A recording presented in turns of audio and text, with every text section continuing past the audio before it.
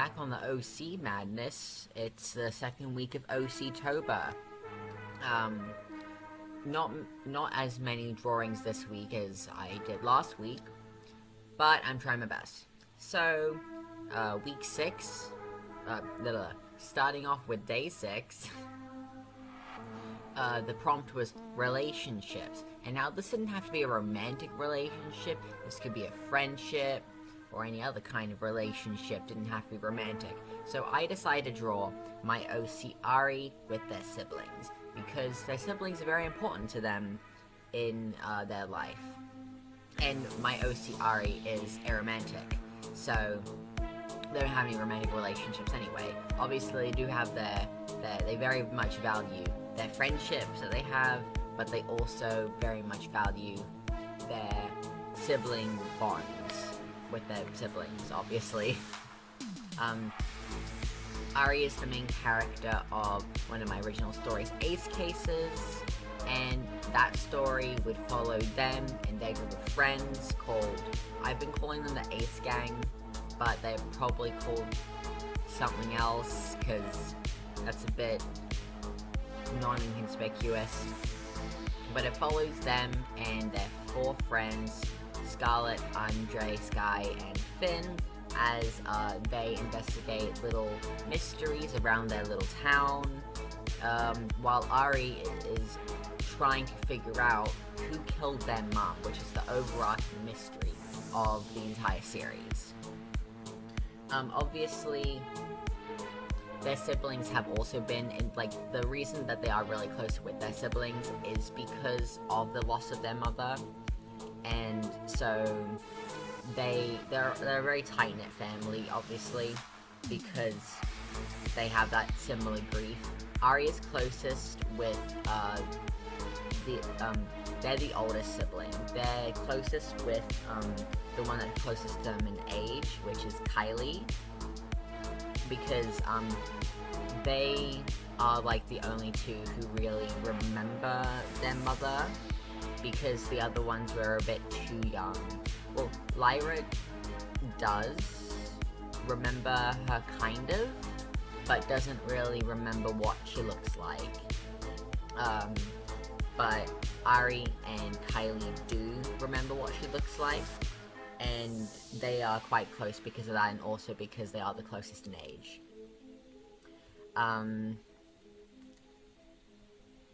But yeah, Ari is a very protective older sibling, and does get along with all their siblings, although they can get overwhelmed by them since there are 4 of them.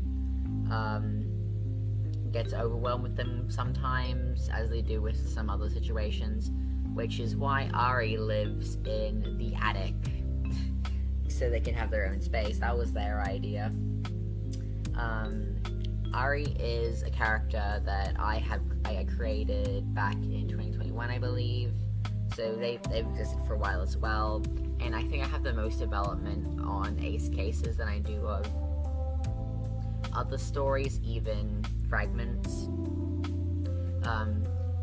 How I have the idea for Ace Cases is that it would be a series of 6 novels, and each member of the Ace Gang gets a main POV in each of the books, except Ari, who gets the 1st book and the 6th book.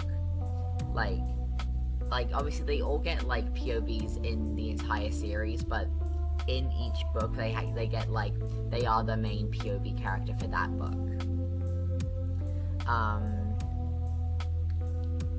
Ari's motivation throughout this is to obviously find out who murdered their mom, because their mom died when they were 8, and then only a little bit less than 8 years later they actually find out that it was suspected that someone actually killed her, and she didn't die in an accident, which is what they'd been told, because their father didn't really want to tell their kids that their mom might have been murdered by, an evil person, because who wants to tell the kids that? But Ari obviously gets upset that their dad would not lie to them, but withhold this information, So they're determined to then find out who killed their mom, which opens a can of worms to them realizing that several other women have been killed around a similar point of time. So clearly there's some suspicious events happening, and someone needs to do something because there is an uncaught killer in their town. So they tell Kylie about their intent on doing this, and Kylie does like keep their secret for most of the first book, but then at one point Jara comes home early from work and is like, where's Ari? And Lyra, forgot how to pronounce her name, then would have let it spill, which Kylie would have been against, but Ari would have gotten in trouble for that, because it's dangerous to, be less than 16 years old, going out into the town to find out who committed murder against your mom. Like, it's a very dangerous thing to do, and obviously Jara's just looking out for their kid, but Ari doesn't always have the most thoughtful ideas. They don't really tend to think things through. We love that for them, though. It does get them into some bad situations, but they always manage to make it out, at least physically unharmed. But anyway, with the drawing, I kind of based it off of a family photo. So where you all pose together. It's not my best work. I might redraw it at some point actually, because I'm not super proud of it. But it's an alright piece. And so, yeah, I guess we'll leave it at that, and I hope you like it, and on to the next one. And then on to day 7, and day 7's prompt was home. Now, the prompt was obviously you were supposed to the prompt said to either draw you could be broad and draw the country that they live in, or even or you can be as narrow and just draw the floor plan of their house. I decided to be unorthodox and go more metaphorically, a more metaphorical interpretation of home, and I decided to draw baby Ari with their parents, Jara and Hija. And why would I do this? Well, because to Ari, their parents are their home. Well, especially their dad, considering they did get very close after Kija's death. But yeah, so I wanted to do a nice drawing of them. So I had to make a quick younger drawing for a quick younger version of Jara, because his older version, I don't know, I guess I just could have made him look the same, but you definitely would age in 16 years versus, yeah. So I just got rid of his beard and gave him just a few whiskers instead of a full beard, which I think worked. But yeah, I imagine this would have been Ari would have been less than a year old, and they're just napping on the couch together, and I have well, Hija's awake, but we don't see her face, because while Ari does kind of remember what she looks like, it has been a very long time, so they don't entirely remember what she looks like. And well, that comes to do with in their culture, you don't keep photos of the relative.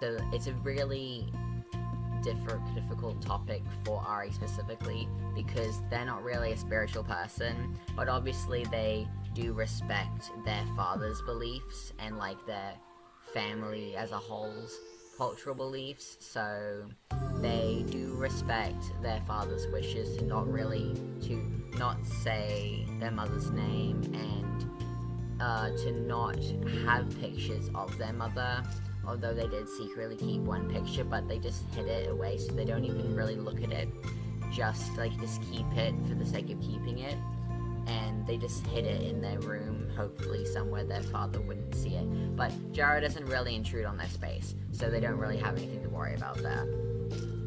But yeah, so I just thought it's like that home is supposed to install a feeling of safety and belonging, and Ari has always felt safe and felt a sense of belonging with their family, and especially with their parents, especially with Jara. And that only got stronger after their mother passed away, because they really needed their father in that time when their mother wasn't there, and Jara was there for them because obviously he is a good dad. So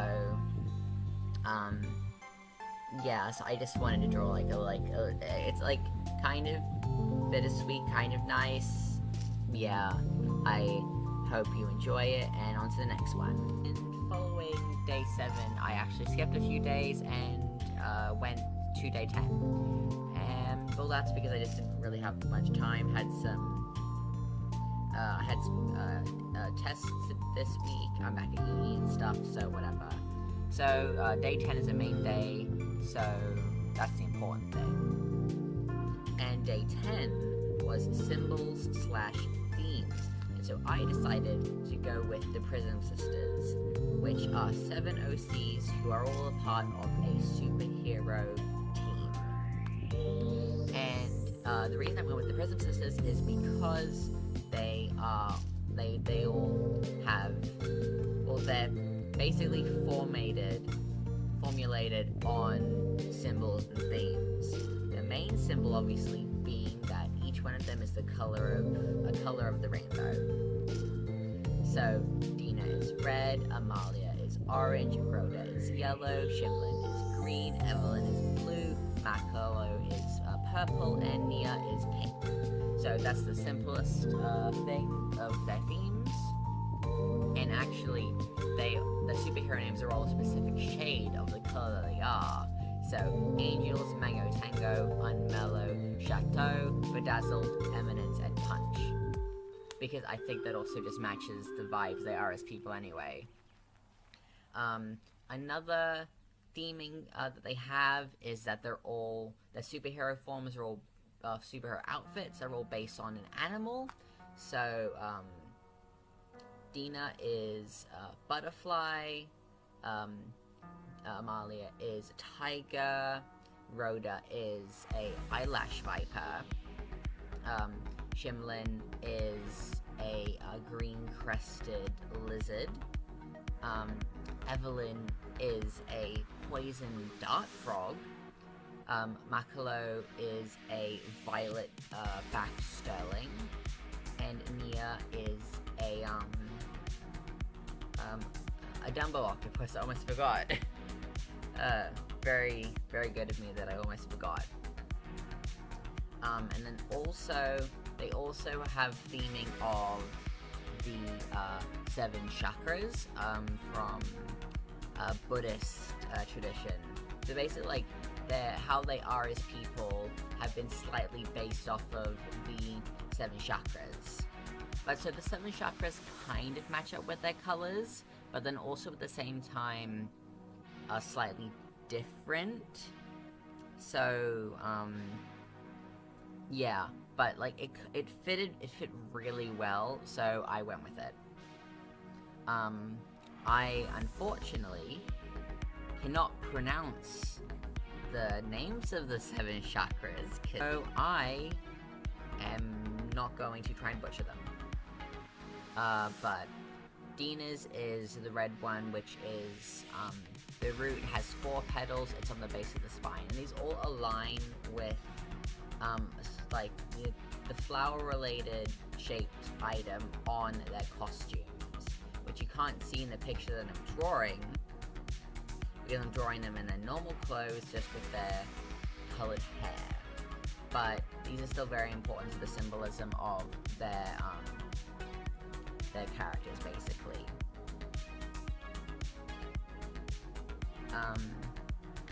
So then Amalia's is orange, which is self-standing, and that's placed in the root of sexual organs. Next is yellow, which is Rhoda's, that's in the navel, it means Jewel City. And then they all have, like, different elements, which I'm not going to, it doesn't relate to their powers at all, but I have, like, I'm still in the process of, like, working out everything to do with Prism Sisters, but the way how I'm doing with these element things is how they work in is it's more to do with their personality rather than any of the powers they have, because the powers that they have are based off the animal that they are rather than these other 7 chakras. Next is green, which is unstruck, that's in the heart. Then blue, purest, which is in the throat. Then this is when we diverge because they don't have purple, they have indigo, which is a shade of purple. But that means command, and it is between the eyebrows.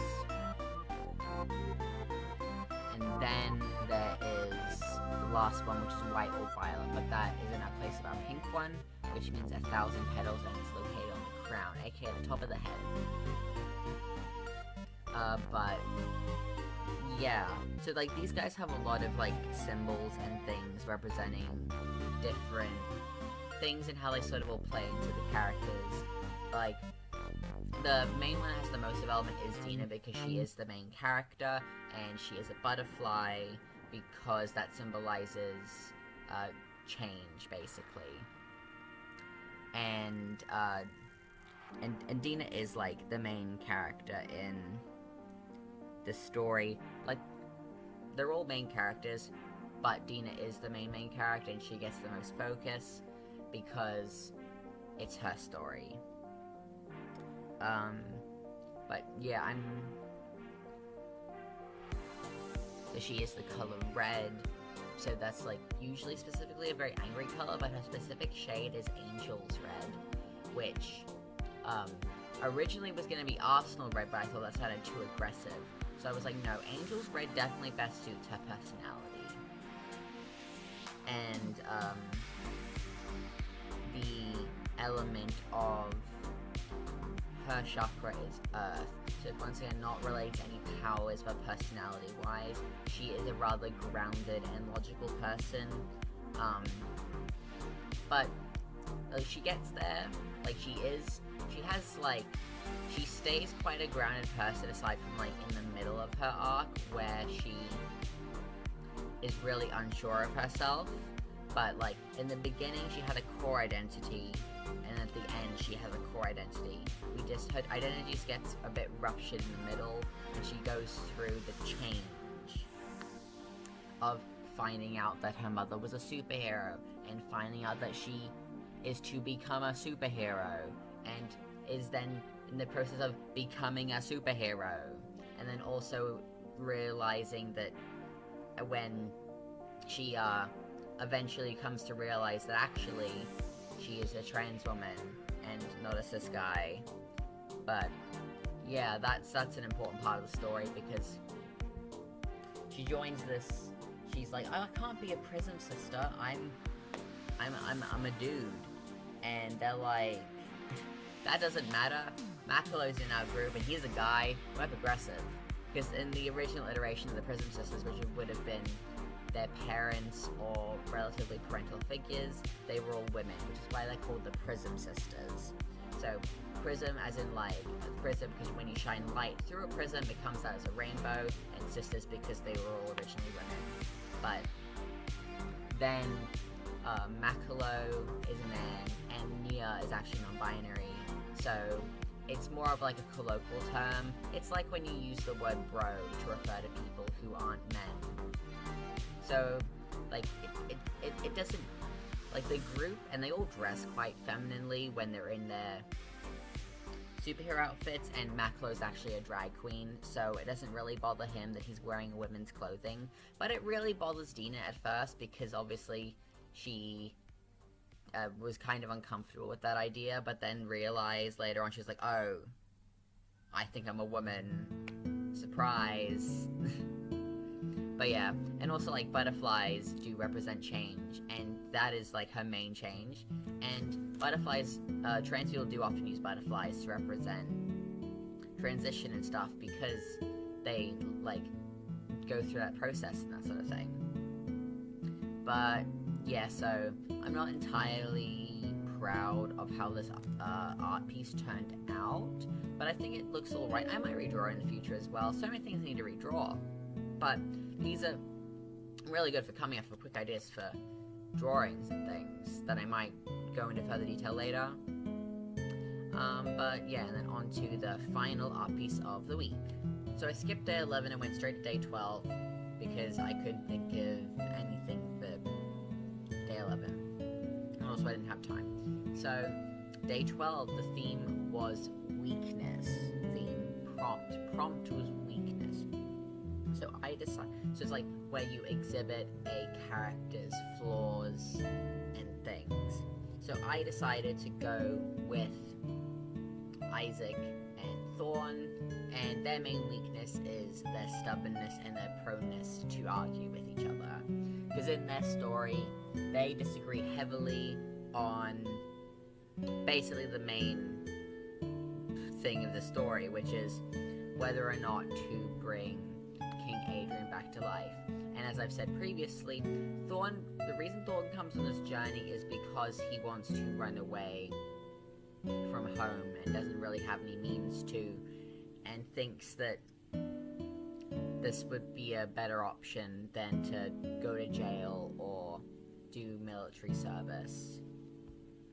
And so him and Isaac argue with each other constantly about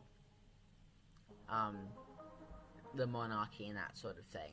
I mean, by constantly, I mean if it's brought up, they will argue about it, but otherwise, they actually get on quite well. So it's just like this one thing, which is a really big issue that they can't agree on at this moment, because they don't understand each other's perspectives. And spoiler alert, Isaac does end up coming around to questioning the monarchy and everything. But we can talk about that later on, because I am going to be drawing Isaac again later on. But, so basically, they're both incredibly stubborn people, and are very set in their ways.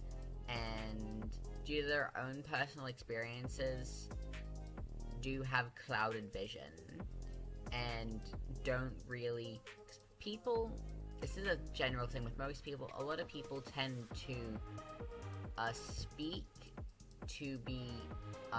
They listen to respond, they don't listen to understand.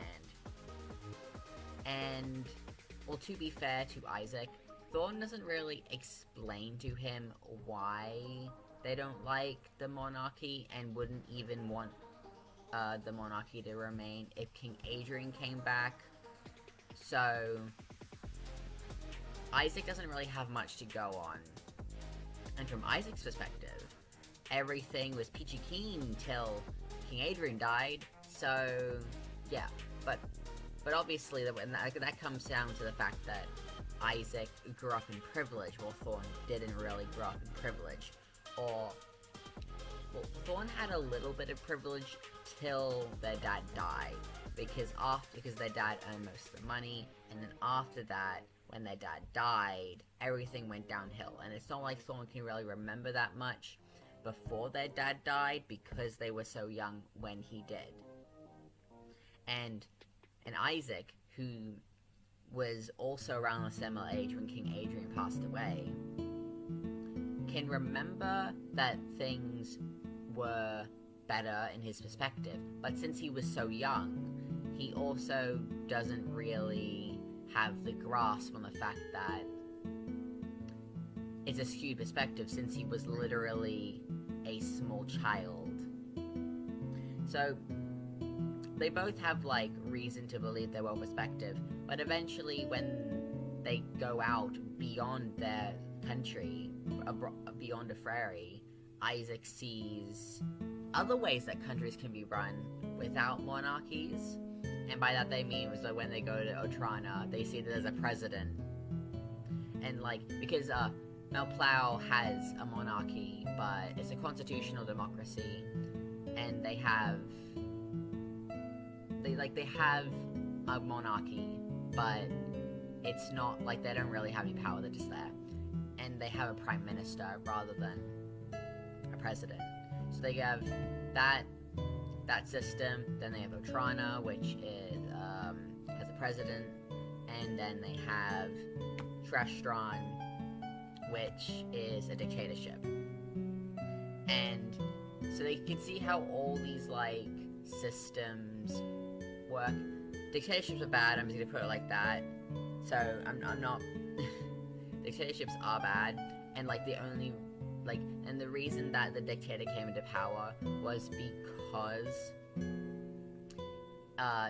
because his people were pro-monarchy, because the current dictator was the brother of that king, and he killed the king and then became an even worse monarch.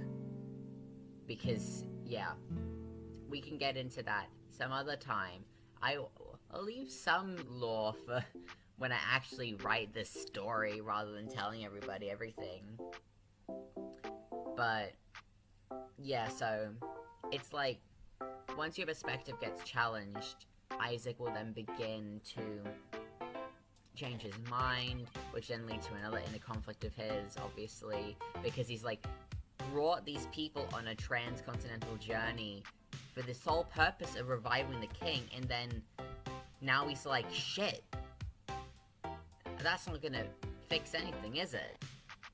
Or at least that's what he's questioning. He's like, we went through all this trouble, and will it even be worth it in the end? That's the real dilemma. But yeah, but I hope you like this drawing, and I hope you like the rest of this week, and I'll hopefully see you next week for those prompts, and yeah, goodbye.